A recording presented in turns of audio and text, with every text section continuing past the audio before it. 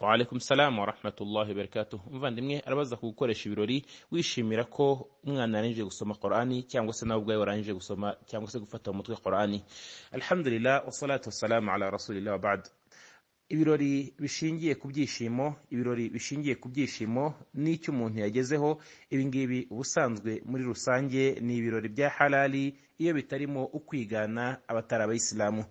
Ibirori bishingiye ku byishimo umuntu yagezeho no ku ntsinzi umuntu yagezeho no ku muhigo umuntu yesheje, ibi ngibi ubusanzwe ni ibirori bya halali byemewe no muri Islamu, kubera ko ibi ngibi bidafitanye isano n'idini. Ibi ngibi ntabwo bifitanye isano n'idini, nta nubwo ubusanzwe bifitanye isano no kwigana abatari abayisilamu, ahubwo biba bishingiye ku kwishima, haba ari ugushimira Imana kuri uwo mugambi, kuri icyo gikorwa cyiza umuntu yagezeho, cyangwa se no kugaragaza ibyishimo bye, cyangwa no kugaragaza cya cyiza umuntu yagezeho. Ibyo ngibyo ubusanzwe muri Islamu ntacyo bitwaye, ariko icyitonderwa nuko hagomba kwirinda